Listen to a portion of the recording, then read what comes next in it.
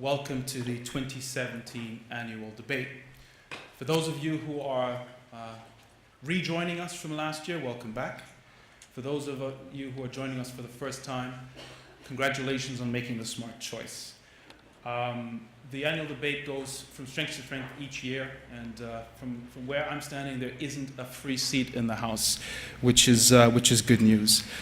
Now, we've got a fairly packed day ahead of us. If you've had a chance to glance at your agenda, you'll see we've got some fairly interesting speakers coming up, some fairly impressive speakers. We believe that in spite of the challenges, Africa has a future.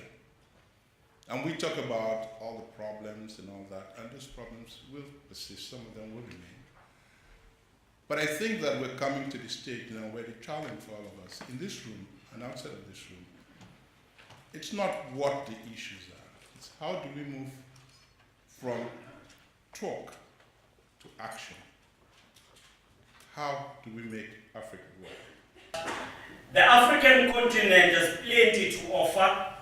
We have minerals, we have markets, we have also strong institutions, we have beautiful minds, and therefore we are a place to reckon with. As KwaZulu-Natal, we are a province in South Africa, which is the second largest province and the second industrialized province, industrializing, because I don't think we are yet there. We are still developing. We contribute 16.5% to the GDP of South Africa. Our main hub, economic hub, is Durban. But also we boast of two ports, which is the Richards Bay which is the Richards Bay port and the Durban port. Those two ports transport, they export and import more than 60 goods into South Africa and outside South Africa. We're connected to more than 5 provinces of South Africa, and we're linked to all SADC countries.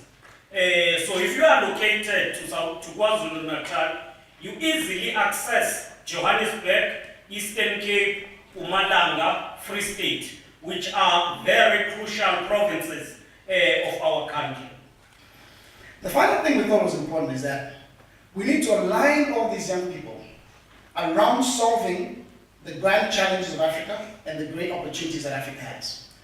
So we've identified 7 grand challenges that Africa has to address over the next 50 years in this century, and 7 great opportunities that the continent has.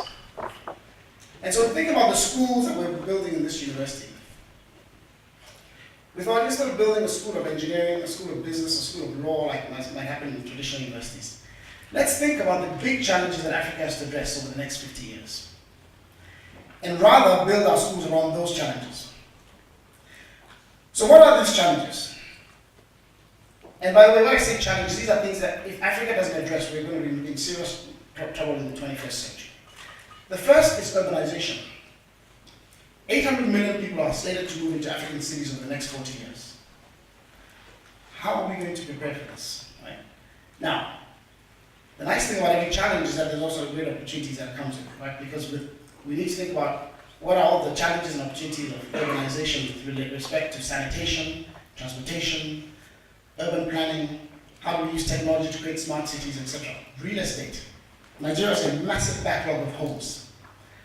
How do we build homes for this? And imagine all the tremendous opportunities in real estate development that could happen. Another big challenge is education, healthcare, infrastructure, governance, job creation. How are we going to create jobs for these billion people? And finally, climate change.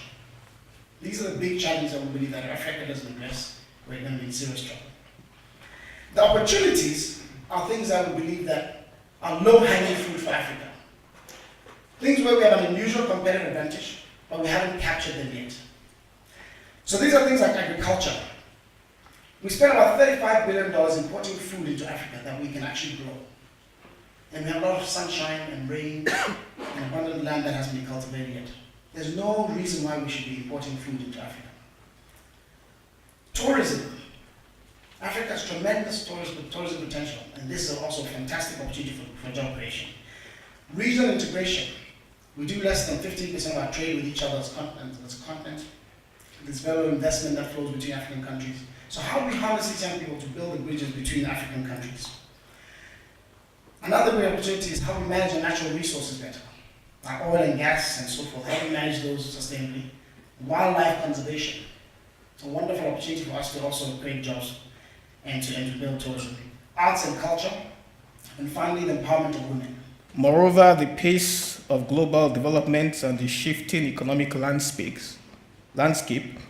sufficiently justifies the need for a continuous revaluation of not only Africa's economic outlook, but also the closely related domains of politics, society, and environment, both within and outside the continent.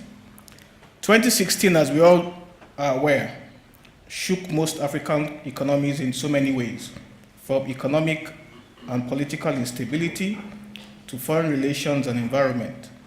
African economies have always had strong ties with more advanced ones, but in recent times it appears to be entering a new world order where it isn't very clear anymore who the world leaders are and what they stand for with respect to international relations in general and their interest in the African continent in particular.